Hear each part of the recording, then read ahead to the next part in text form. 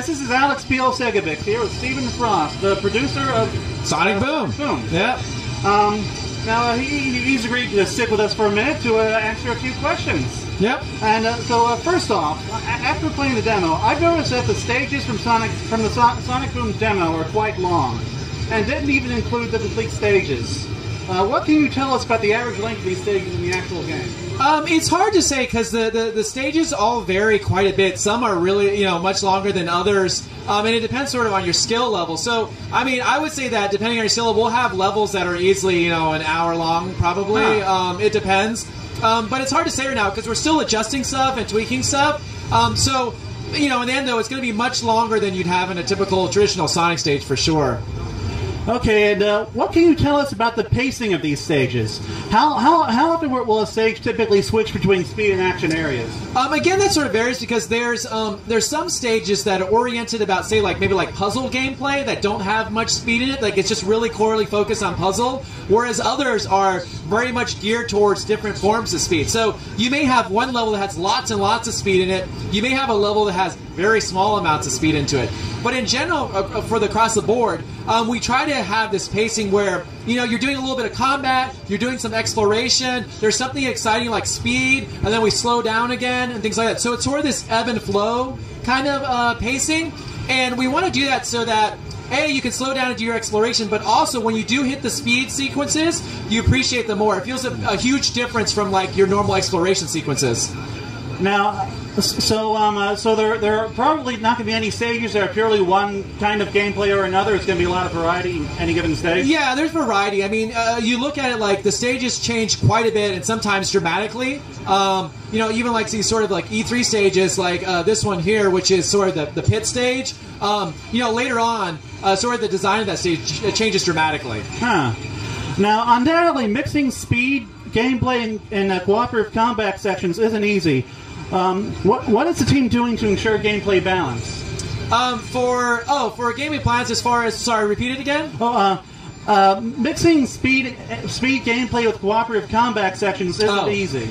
Yeah, I mean that's sort of a challenging thing, right? And we try to balance it out from the standpoint that we don't want to ruin pacing too much, right? We want to have combat in there. Obviously, it's an important aspect of the game, but we don't muddle it down. We don't want to have combat. So we really consciously figure out specific sections of where combat is, and the combat kind of grows. So, as an example, you may have an area that's a very basic combat arena, but then the next one, there's sort of an environmental challenge that you can utilize to defeat it. And then the next one is more one step up from that.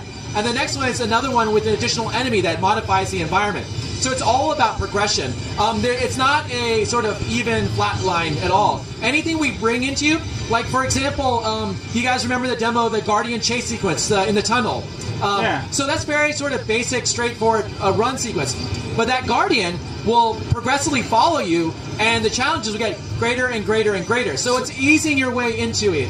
So the boss battle towards the end of that stage, that's not going to be the last we see of that boss? No, that level, the parts that you play in the level is only a portion of that level. So again, everything you played here is only a portion of a level. So, and it's generally the beginning of those levels. So again, with every new mechanic, every new enemy, we try to ease you into it. So it starts out very basic. So with the Guardian, for example, you can watch to see the sort of stuff that he does, right? There's not much obstacles in the way or anything. You're just viewing what he does. Next time, we start throwing some other stuff at you, and the next time we can throw even more at you. So it's all about progression. Is Lyric part of the animated series, or was he made specifically for the games? Lyric is not currently in the animated series. The games focus sort of on his release and rise, but the games also focus on the journey of Eggman from basically, in the Wii U, basically becoming sort of formidable enemy. So he can hear you. Basically becoming a more formidable enemy. And so he learns a lot from Lyric, and that sort of sculpts and sort of makes how he comes in the foundation as far as the cartoon goes. So he's on his own journey as well. But we're mainly focused on Lyric, the team freeing him from his prison, basically, imprisonment, and sort of his growth as a villain in the game. Now, we're not looking for anything specific here, but will Sonic Boom be getting any kind of DLC or pre-order bonuses? We're always looking at that. All I can say is we normally have some sort of pre-order bonus for Sonic games, so we'd like to do that. We're always thinking about DLC and stuff as well, so it's always a possibility, but we're not commenting on anything right now. Okay. What elements from past Sonic games did the team take inspiration from? Did the team take inspiration from?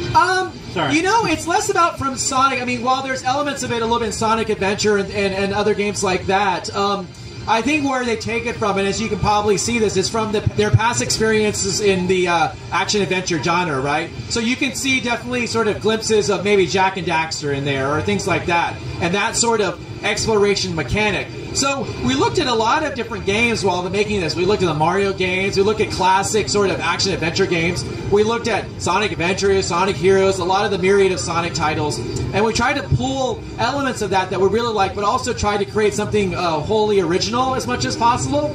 So there's not one sort of thing. We pulled from a lot of different titles. Okay, how important has fan reception to past Sonic games been in shaping the vision for this one? Fan reception, you know, we're always listening to fans. Fans are obviously important.